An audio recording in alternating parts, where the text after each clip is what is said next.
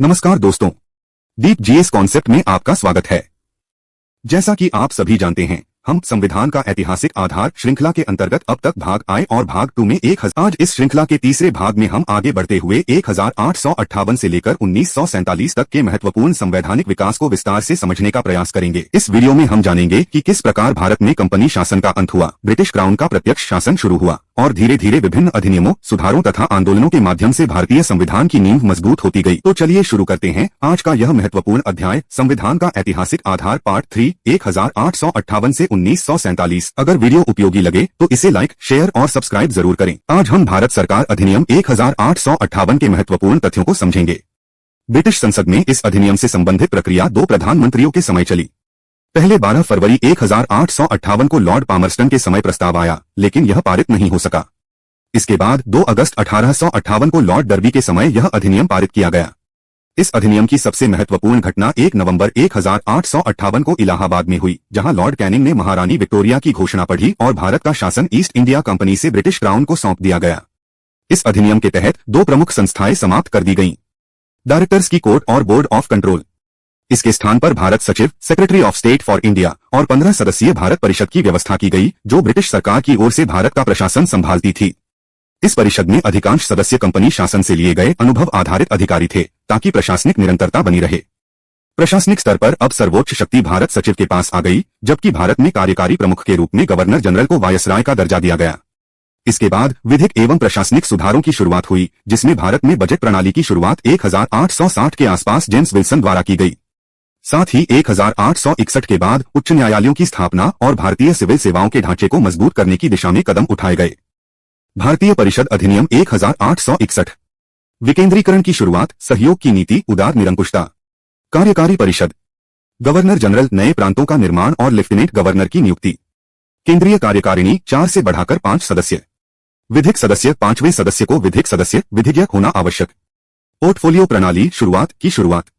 विधायी परिषद, विधायी परिषद की परिषद में विधायी उद्देश्यों के लिए अतिरिक्त सदस्य 6 से 12 तक। मनोनयन, अतिरिक्त सदस्यों में से कम आधे गैर सरकारी होना आवश्यक। कार्यकाल 2 वर्ष। शक्तियां और सीमाएं। अध्यादेश की शक्ति, गवर्नर जनरल को आपात स्थिति में अध्यादेश जारी करने का अधिकार, जो 6 महीने के लिए वैध। वीटो शक्ति, परिषद द्वारा पारित कानूनों पर वीटो का अधिकार। शक्तियां, कानून बनाना, बजट पर चर्चा और प्रश्न पूछना। सीमाएं, परिषद राजस्व और वित्त मामलों पर प्रश्न नहीं पूछ सकती। भारतीय प्रतिनिधित्व, गवर्नर जनरल द्वारा गैर सरकारी अतिरिक्त सदस्यों का मनोनयन। प्रथम मनोनयन 3 भारतीय सदस्यों को विधायी परिषद में मनोनीत किया गया।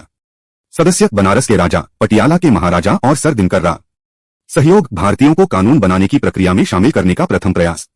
1873 का अधिनियम। 1873 के आधार पर ईस्ट इंडिया कंपनी को औपचारिक रूप से डिसोल्व करने की प्रक्रिया शुरू की गई थी। यह अधिनियम 15 मई 1873 को पारित हुआ।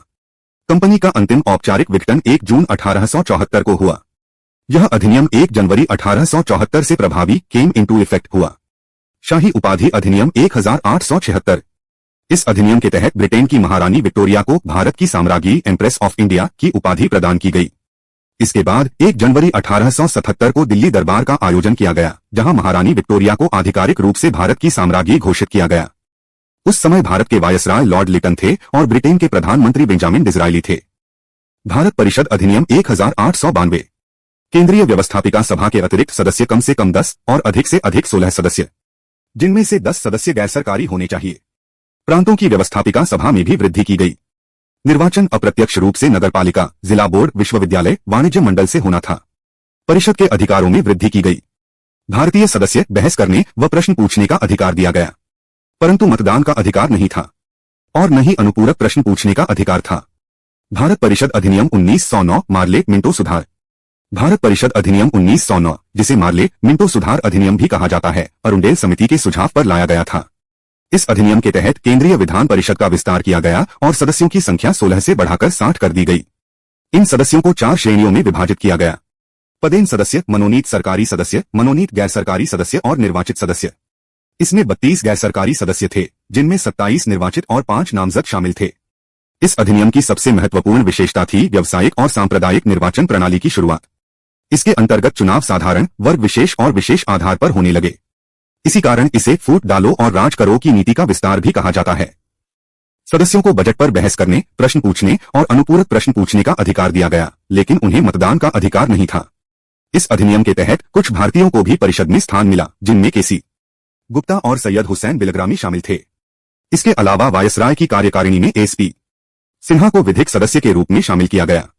इस प्रकार 1909 का भारत परिषद अधिनियम भारतीय प्रशासनिक इतिहास में एक महत्वपूर्ण लेकिन सीमित सुधार माना जाता है।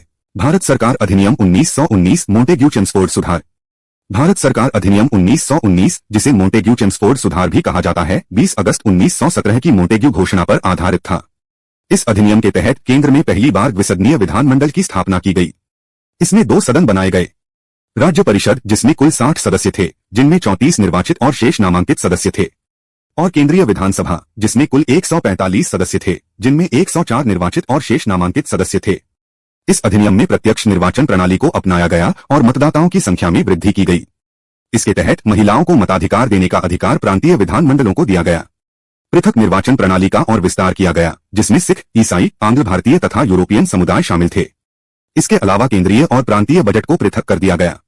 इस प्रकार 1919 का भारत सरकार अधिनियम भारतीय शासन प्रणाली में एक महत्वपूर्ण संवैधानिक परिवर्तन साबित हुआ। द्वैध शासन, डायरकी एवं अन्य प्रावधान। द्वैध शासन प्रणाली के जन्मदाता लायोनेल कार्टिस माने जाते हैं, जिन्होंने अपनी पुस्तक डायरकी में इस विचार को प्रस्तुत किया था। भारत सरकार अधिनियम 1919 के अंतर्गत प्रांतों में पहली बार द्वैध शासन प्रणाली लागू की गई। इस व्यवस्था के तहत प्रांतीय विषयों को 2 भागों में विभाजित किया गया: आरक्षित विषय और हस्तांतरित विषय। आरक्षित विषय जैसे पुलिस, न्याय और वित्त गवर्नर के नियंत्रण में रखे गए। वहीं हस्तांतरित विषय जैसे शिक्षा, कृषि, स्वास्थ्य और स्थानीय स्वशासन भारतीय मंत्रियों को सौंपे गए। इसके अलावा लोक सेवा आयोग की स्थापना का प्रावधान भी किया गया। इस व्यवस्था के माध्यम से भारतीयों को प्रशासन में सीमित भागीदारी प्रदान की गई। साथ ही भारत परिषद के सदस्यों की संख्या न्यूनतम 8 और अधिकतम 12 निर्धारित की गई। इस प्रकार द्वैध शासन प्रणाली भारतीय प्रशासनिक इतिहास में एक महत्वपूर्ण लेकिन सीमित सुधार साबित हुई। साइमन आयोग 1927 गठन एवं सदस्य। साइमन आयोग का गठन 8 नवंबर 1927 को किया गया था। इस आयोग के अध्यक्ष सर जॉन साइमन थे। आयोग में कुल 7 सदस्य शामिल थे और सबसे महत्वपूर्ण बात यह थी कि इसमें एक भी भारतीय सदस्य नहीं था।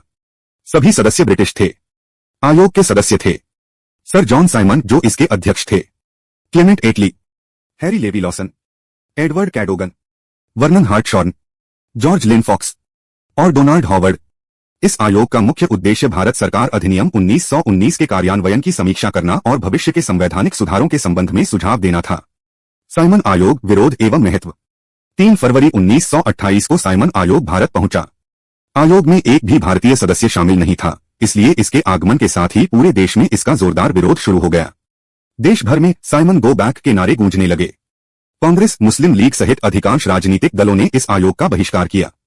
लाहौर में साइमन आयोग के विरोध के दौरान एक विशाल प्रदर्शन आयोजित किया गया। इस प्रदर्शन में हुए लाठीचार्ज में लाला लाजपत राय गंभीर रूप से घायल हो गए और बाद में उनका निधन हो गया। साइमन आयोग ने अपनी रिपोर्ट वर्ष 1930 में प्रस्तुत की। रिपोर्ट में प्रांतों में लागू द्वैध शासन व्यवस्था को समाप्त करने तथा प्रांतीय स्वायत्तता को बढ़ाने की सिफारिश की गई।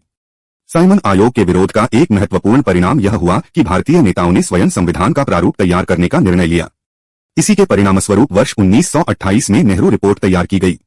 इस प्रकार साइमन आयोग भारतीय स्वतंत्रता आंदोलन के इतिहास में व्यापक विरोध और संवैधानिक विकास की दिशा में एक महत्वपूर्ण मोड़ साबित हुआ। नेहरू समिति, नेहरू कमेटी 1928। साइमन आयोग के बहिष्कार के बाद भारतीय नेताओं द्वारा मई 1928 में समिति का गठन। अध्यक्ष मोतीलाल नेहरू। उद्देश्य भारत के लिए एक संवैधानिक प्रारूप कॉन्स्टिट्यूशनल फ्रेमवर्क तैयार करना। समिति की रिपोर्ट अगस्त 1928 में प्रस्तुत की गई, जिसे नेहरू रिपोर्ट कहा जाता है। यह भारतीयों द्वारा तैयार किया गया पहला व्यापक संवैधानिक मसौदा था। नेहरू समिति 1928 सदस्य एवं संबंधित दल। मई 1928 में गठित नेहरू समिति में भारत के विभिन्न राजनीतिक दलों और समुदायों के प्रतिनिधियों को शामिल किया गया था।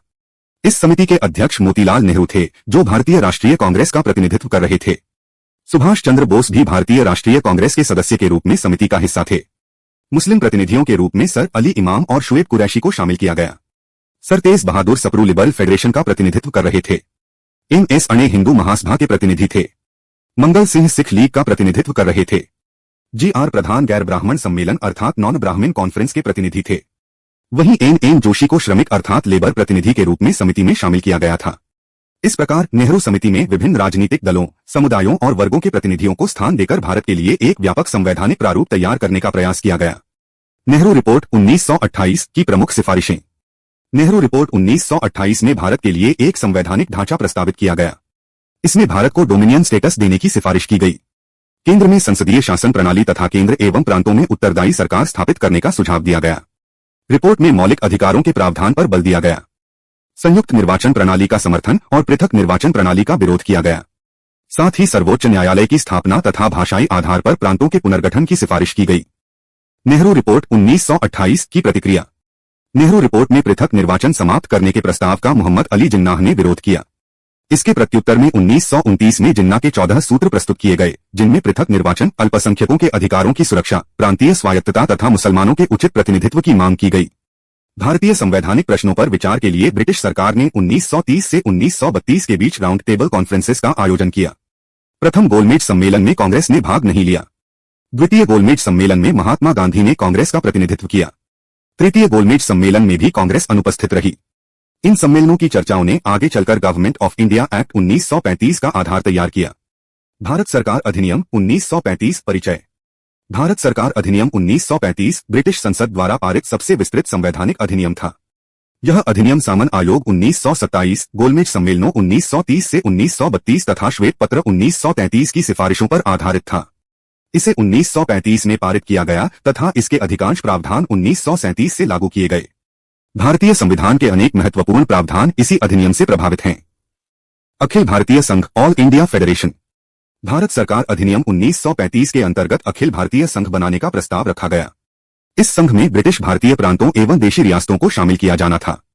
हालांकि संघ में शामिल होना देशी रियासतों के लिए स्वैच्छिक रखा गया था। पर्याप्त रियासतों के शामिल न होने के कारण यह व्यवस्था कभी लागू नहीं हो सकी। इसके साथ ही केंद्र और प्रांतों के बीच शक्तियों का विभाजन भी किया गया। विषयों का विभाजन एवं द्वैत शासन। भारत सरकार अधिनियम 1935 के अंतर्गत पहली बार विषयों को 3 सूचियों में विभाजित किया गया। संघीय सूची में 59 विषय, प्रांतीय सूची में 54 विषय तथा संवर्ती सूची में 36 विषय शामिल किए गए। इस अधिनियम द्वारा प्रांतों में लागू द्वैध शासन व्यवस्था को समाप्त कर दिया गया। इसके स्थान पर प्रांतीय स्वायत्तता अर्थात प्रोविंशियल ऑटोनॉमी लागू की गई। साथ ही केंद्र में द्वैध शासन लागू करने का प्रावधान किया गया, लेकिन यह व्यवस्था कभी लागू नहीं हो सकी। प्रशासनिक एवं न्यायिक प्रावधान। भारत सरकार अधिनियम 1935 के अंतर्गत कई महत्वपूर्ण प्रशासनिक एवं न्यायिक प्रावधान किए गए। इस अधिनियम ने भारतीय रिजर्व बैंक अर्थात आरबीआई की स्थापना का आधार प्रदान किया। इसके साथ ही संघीय न्यायालय, फेडरल कोर्ट की स्थापना का प्रावधान किया गया। संघीय लोक सेवा आयोग तथा प्रांतीय लोक सेवा आयोगों की व्यवस्था भी इसी अधिनियम के अंतर्गत की गई। इसके अलावा गवर्नर एवं गवर्नर जनरल को विशेष शक्तियां प्रदान की गईं। प्रांतीय पुनर्गठन एवं निर्वाचन। भारत सरकार अधिनियम 1935 के अंतर्गत कई महत्वपूर्ण प्रांतीय परिवर्तन किए गए। बर्मा अर्थात म्यांमार को भारत से अलग कर दिया गया। सिंध को बंबई प्रांत से अलग किया गया। उड़ीसा को बिहार से पृथक कर एक नया प्रांत बनाया गया। इस अधिनियम द्वारा मताधिकार का विस्तार किया गया, लेकिन सार्वभौमिक मताधिकार प्रदान नहीं किया गया। साथ ही पृथक निर्वाचन प्रणाली को भी जारी रखा गया। परीक्षा के लिए महत्वपूर्ण तथ्य। भारत सरकार अधिनियम 1935 ब्रिटिश शासन का सबसे विस्तृत संवैधानिक अधिनियम था। इसमें कुल 321 धाराएं, 10 अनुसूचियां और 14 भाग शामिल थे। न्यायिक व्यवस्था के अंतर्गत 1 अक्टूबर 1937 को फेडरल कोर्ट ऑफ इंडिया की स्थापना की गई। प्रशासनिक परिवर्तन के तहत 1 अप्रैल 1937 से प्रांतीय स्वायत्तता लागू की गई। प्रांतों में द्वैध शासन समाप्त कर दिया गया और भारत परिषद, इंडिया काउंसिल को भी समाप्त कर दिया गया। चुनावी एवं सामाजिक प्रावधानों के अंतर्गत 1937 में प्रांतीय चुनाव आयोजित किए गए। विधानमंडलों में महिलाओं के लिए प्रतिनिधित्व की व्यवस्था की गई तथा विभिन्न राजनीतिक दलों ने सक्रिय रूप से भाग लिया। 1937 के प्रांतीय चुनाव परिचय। 1937 के प्रांतीय चुनाव भारत सरकार अधिनियम 1935 के तहत आयोजित प्रथम प्रांतीय चुनाव थे। ये चुनाव फरवरी 1937 में ब्रिटिश भारत के 11 प्रांतों में आयोजित किए गए। प्रांतीय स्वायत्तता लागू होने के बाद यह पहला बड़ा लोकतांत्रिक अभ्यास था। इन चुनावों के माध्यम से भारत में व्यापक राजनीतिक भागीदारी की शुरुआत हुई। 1937 के प्रांतीय चुनाव, प्रमुख राजनीतिक दल एवं परिणाम। चुनाव तथ्य। चुनाव वर्ष 1937। आधार भारत सरकार अधिनियम 1935। कुल प्रांत 11। कुल विधानसभा सीटें लगभग 1585। मुस्लिम लीग का प्रदर्शन। मुस्लिम लीग को लगभग 109 सीटें प्राप्त हुई। इसकी मुख्य सफलता मुस्लिम बहुल क्षेत्रों में रही। हालांकि लीग किसी भी प्रांत में पूर्ण बहुमत प्राप्त नहीं कर सकी। कांग्रेस का प्रदर्शन। भारतीय राष्ट्रीय कांग्रेस ने लगभग 1161 सीटों पर चुनाव लड़ा। इनमें से लगभग 716 सीटों पर विजय प्राप्त की। कांग्रेस को 7 प्रांतों में स्पष्ट बहुमत मिला। कांग्रेस ने सरकार बनाई। मद्रास, संयुक्त प्रांत यूपी, बिहार, मध्य प्रांत एवं बरार सीपी बरार, बॉम्बे, उड़ीसा, उत्तर पश्चिम सीमा प्रांत एनडब्ल्यूएफटी बाद में। इस प्रकार 1937 के प्रांतीय चुनावों में कांग्रेस सबसे बड़ी राजनीतिक शक्ति बनकर उभरी, जबकि मुस्लिम लीग का प्रभाव मुख्यतः मुस्लिम बहुल क्षेत्रों तक सीमित रहा। कांग्रेस मंत्रिमंडलों के इस्तीफे 1939। 1 सितंबर 1939 को द्वितीय विश्व युद्ध प्रारंभ हुआ। 3 सितंबर 1939 को ब्रिटेन ने भारत को बिना परामर्श युद्ध में शामिल कर दिया। इसके विरोध में कांग्रेस ने स्वतंत्रता के आश्वासन और युद्ध के उद्देश्यों की स्पष्टता की मांग की। लेकिन जब ब्रिटिश सरकार ने यह मांगें स्वीकार नहीं की, तो अक्टूबर-नवंबर 1939 में कांग्रेस मंत्रिमंडलों ने इस्तीफा दे दिया। परिणाम एवं प्रतिक्रियाएं। कांग्रेस और ब्रिटिश सरकार के संबंधों में तनाव बढ़ा। 22 दिसंबर 1939 को मुक्ति दिवस डे ऑफ डिलीवरेंस मनाया गया। मोहम्मद अली जिन्ना ने इसका आह्वान किया। Doctor B R. आम्बेडकर ने इसका समर्थन किया। ईवी रामासामी पेरियार ने भी समर्थन किया। मुस्लिम लीग को राजनीतिक लाभ मिला। आगे के आंदोलनों, व्यक्तिगत सत्याग्रह एवं भारत छोड़ो आंदोलन की पृष्ठभूमि तैयार हुई। यह प्रस्ताव द्वितीय विश्व युद्ध के दौरान भारतीय समर्थन प्राप्त करने के उद्देश्य से दिया गया था। इसकी घोषणा 8 अगस्त 1940 को की गई थी। इस घोषणा को लॉर्ड लिनलिथगो द्वारा जारी किया गया था। यह कांग्रेस मंत्रिमंडलों के 1939 में दिए गए इस्तीफे के बाद उत्पन्न हुए राजनीतिक गतिरोध को दूर करने का एक प्रयास था। अगस्त प्रस्ताव के प्रमुख प्रावधान। युद्ध के बाद भारतीयों को संविधान निर्माण का अवसर दिया जाएगा। वायसराय की कार्यकारिणी परिषद में अधिक भारतीय सदस्यों को शामिल किया जाएगा। अल्पसंख्यकों के हितों की रक्षा का आश्वासन दिया गया। किसी भी संवैधानिक परिवर्तन के लिए अल्पसंख्यकों की सहमति आवश्यक मानी गई। एक व्यापक सलाहकार निकाय एडवाइजरी बॉडी के गठन का प्रस्ताव रखा गया। प्रतिक्रिया एवं महत्व। अगस्त प्रस्ताव। कांग्रेस ने इस प्रस्ताव को अस्वीकार कर दिया क्योंकि इसमें तत्काल स्वशासन या पूर्ण स्वतंत्रता का आश्वासन नहीं दिया गया था। मुस्लिम लीग ने भी इस प्रस्ताव को अस्वीकार कर दिया क्योंकि इसमें पृथक पाकिस्तान की मांग को स्वीकार नहीं किया गया था। अगस्त प्रस्ताव का महत्व यह था कि इसमें पहली बार भारतीयों द्वारा संविधान निर्माण के सिद्धांत को आधिकारिक रूप से स्वीकार किया गया था। इस प्रस्ताव की विफलता के बाद ही 1940 में व्यक्तिगत सत्याग्रह इंडिविजुअल सत्याग्रह का प्रारंभ हुआ। व्यक्तिगत सत्याग्रह 1940 पृष्ठभूमि। कांग्रेस अगस्त प्रस्ताव 1940 से असंतुष्ट थी। द्वितीय विश्व युद्ध में भारत को भारतीयों की सहमति के बिना शामिल किया गया था। कांग्रेस युद्ध का विरोध नहीं कर रही थी, बल्कि बोलने की स्वतंत्रता फ्रीडम ऑफ स्पीच के अधिकार की मांग कर रही थी। महात्मा गांधी ने व्यक्तिगत सत्याग्रह प्रारंभ करने का निर्णय लिया। व्यक्तिगत सत्याग्रह का प्रारंभ यह आंदोलन 17 अक्टूबर 1940 को शुरू हुआ था। सत्याग्रही इसके प्रथम सत्याग्रही विनोबा भावे थे, जबकि जवाहरलाल नेहरू द्वितीय सत्याग्रही थे। प्रक्रिया। सत्याग्रही युद्ध विरोधी भाषण देते थे और उसके बाद उन्हें गिरफ्तार कर लिया जाता था। स्वरूप। यह आंदोलन पूर्णतः अहिंसक और सीमित स्वरूप का था। व्यक्तिगत सत्याग्रह। परिणाम एवं महत्व। हजारों सत्याग्रहियों को गिरफ्तार किया गया। ब्रिटिश सरकार पर राजनीतिक दबाव बढ़ा। कांग्रेस ने स्पष्ट किया कि भारत की सहमति के बिना युद्ध में भागीदारी स्वीकार नहीं है। आंदोलन ने राष्ट्रीय चेतना को जीवित रखा। आगे चलकर क्रिप्स मिशन 1942 तथा भारत छोड़ो आंदोलन 1942 की पृष्ठभूमि तैयार हुई है। क्रिप्स मिशन 1942 पृष्ठभूमि। द्वितीय विश्व युद्ध के दौरान ब्रिटेन को भारतीय सहयोग की आवश्यकता थी। जापान की बढ़ती सैन्य सफलताओं से ब्रिटिश सरकार चिंतित थी। भारतीय नेताओं का समर्थन प्राप्त करने के लिए मिशन भेजा गया था। मार्च 1942 में सर स्टैफोर्ड क्रिप्स भारत आए थे। क्रिप्स मिशन के प्रमुख प्रस्ताव। युद्ध के बाद भारत को डोमिनियन स्टेटस दिया जाएगा। भारत के लिए एक संविधान सभा का गठन किया जाएगा। किसी भी प्रांत को संघ से अलग रहने ऑप्ट आउट का अधिकार होगा। रियासतों को संविधान सभा में प्रतिनिधित्व दिया जाएगा। युद्धकाल में रक्षा विभाग ब्रिटिश नियंत्रण में रहेगा। क्रिप्स मिशन की विफलता एवं महत्व। कांग्रेस ने इस प्रस्ताव को अस्वीकार कर दिया क्योंकि इसमें तत्काल सत्ता हस्तांतरण का कोई प्रावधान नहीं था। मुस्लिम लीग भी संतुष्ट नहीं थी क्योंकि इसमें पाकिस्तान की मांग को स्पष्ट रूप से स्वीकार नहीं किया गया था। महात्मा गांधी ने इसे post dated cheque on a crashing bank कहा। यह मिशन विफल हो गया और इसके परिणामस्वरूप राजनीतिक गतिरोध और बढ़ गया। इसकी विफलता ने भारत छोड़ो आंदोलन अगस्त 1942 का मार्ग प्रशस्त किया। भारत छोड़ो आंदोलन 1942 पृष्ठभूमि। क्रिप्स मिशन 1942 की विफलता से भारतीयों में निराशा बढ़ गई थी। द्वितीय विश्व युद्ध के दौरान ब्रिटिश सरकार भारतीयों को सत्ता हस्तांतरण के लिए तैयार नहीं थी। कांग्रेस ने ब्रिटिश शासन को समाप्त करने की मांग तेज कर दी थी। महात्मा गांधी ने एक निर्णायक जन आंदोलन का आह्वान किया था। भारत छोड़ो आंदोलन का प्रारंभ। 8 अगस्त 1942 को बंबई के गोवालिया टैंक मैदान में ऑल इंडिया कांग्रेस कमेटी की बैठक में प्रस्ताव पारित किया गया। गांधी जी ने इस अवसर पर करो या मरो, डू और डाई का नारा दिया। 9 अगस्त 1942 को गांधी जी सहित प्रमुख कांग्रेस नेताओं को गिरफ्तार कर लिया गया। इसके बाद यह आंदोलन स्वतःस्फूर्त रूप से पूरे देश में फैल गया। भारत छोड़ो आंदोलन परिणाम एवं महत्व। छात्रों, किसानों, मजदूरों और महिलाओं ने इस आंदोलन में व्यापक भागीदारी की। कई स्थानों पर समानांतर पैरेलल सरकारों की स्थापना की गई। ब्रिटिश सरकार ने इस आंदोलन को दबाने के लिए कठोर दमनात्मक कार्रवाई की। यह आंदोलन तात्कालिक रूप से सफल नहीं हुआ, लेकिन इसने ब्रिटिश शासन की नींव हिला दी थी। इस आंदोलन ने भारतीय स्वतंत्रता को अवश्यंभावी बना दिया और 1947 की स्वतंत्रता का मार्ग प्रशस्त किया। वेवल योजना 1945 के प्रमुख विवरण। इसे जून 1945 में वायसराय लॉर्ड वेवल द्वारा प्रस्तुत किया गया था। इसका मुख्य उद्देश्य भारतीय नेताओं के सहयोग से राजनीतिक गतिरोध को समाप्त करना था। इस योजना में वायसराय की कार्यकारिणी परिषद एग्जीक्यूटिव काउंसिल के पुनर्गठन का प्रस्ताव रखा गया था। प्रस्ताव के अनुसार परिषद में अधिकांश सदस्य भारतीय होने थे। रक्षा विभाग को छोड़कर सभी विभाग भारतीयों को सौंपे जाने थे। शिमला सम्मेलन 1945। आयोजन यह 25 जून से 14 जुलाई 1945 तक आयोजित किया गया था। स्थान इसका आयोजन शिमला में हुआ था। अध्यक्षता इस सम्मेलन की अध्यक्षता लॉर्ड वेवल ने की थी। प्रतिभागी इसमें कांग्रेस, मुस्लिम लीग एवं अन्य राजनीतिक दलों के नेता शामिल हुए थे। इसका मुख्य उद्देश्य वेवल योजना को लागू करने पर सहमति प्राप्त करना था। शिमला सम्मेलन की विफलता एवं महत्व। कांग्रेस और मुस्लिम लीग के बीच मुस्लिम प्रतिनिधित्व के प्रश्न पर मतभेद उत्पन्न हो गए थे। मोहम्मद अली जिन्नाह ने मुस्लिम सदस्यों के नामांकन का विशेष अधिकार केवल मुस्लिम लीग को देने की मांग की थी। कांग्रेस ने जिन्नाह की इस मांग को स्वीकार नहीं किया। परिणामस्वरूप शिमला सम्मेलन असफल रहा। इस विफलता के बाद ब्रिटेन ने 1946 में कैबिनेट मिशन भारत भेजा। ईना ट्रायल 1945-46। ब्रिटिश सरकार ने आजाद हिंद फौज ईना के अधिकारियों पर मुकदमा चलाया था। यह मुकदमा लाल किले रेड फोर्ट में हुआ था।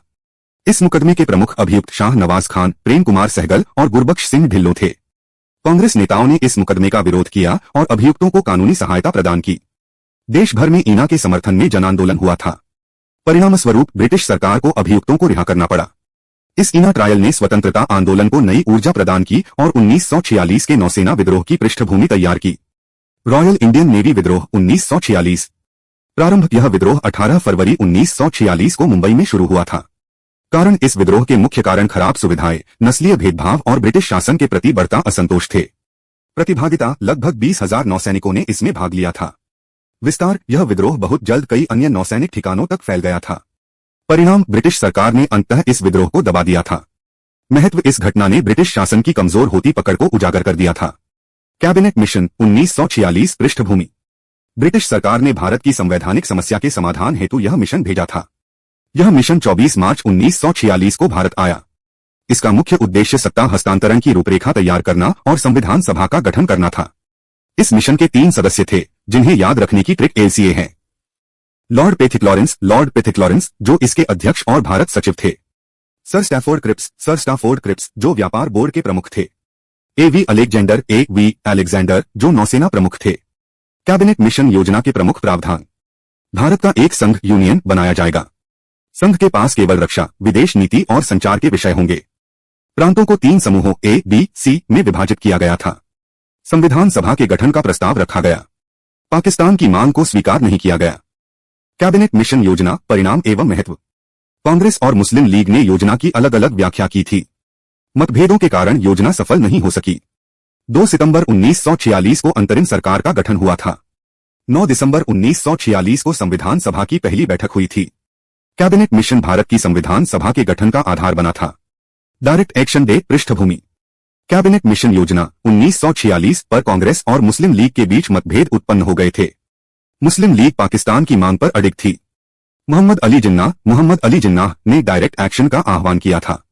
इसका उद्देश्य पाकिस्तान की मांग के समर्थन में राजनीतिक दबाव बनाना था। डायरेक्ट एक्शन डे का विवरण। तिथि यह 16 अगस्त 1946 को हुआ था। इसका आह्वान ऑल इंडिया मुस्लिम लीग द्वारा किया गया था। प्रभाव इसका सबसे अधिक प्रभाव कोलकाता तत्कालीन कलकत्ता में देखा गया था। परिणाम इसके कारण व्यापक सांप्रदायिक दंगे भड़क उठे थे। क्षति इन दंगों में हजारों लोगों की मृत्यु हुई और भारी जनधन की हानि हुई। डायरेक्ट एक्शन डे परिणाम एवं महत्व। हिंदू मुस्लिम संबंधों में गंभीर तनाव बढ़ गया। भारत के विभाजन की संभावना और प्रबल हो गई। ब्रिटिश सरकार पर शीघ्र सत्ता हस्तांतरण का दबाव बढ़ गया। यह घटना आगे चलकर माउंटबेटन योजना, माउंटबैटन प्लान और भारत विभाजन की महत्वपूर्ण पृष्ठभूमि बनी। अंतरिम सरकार पृष्ठभूमि।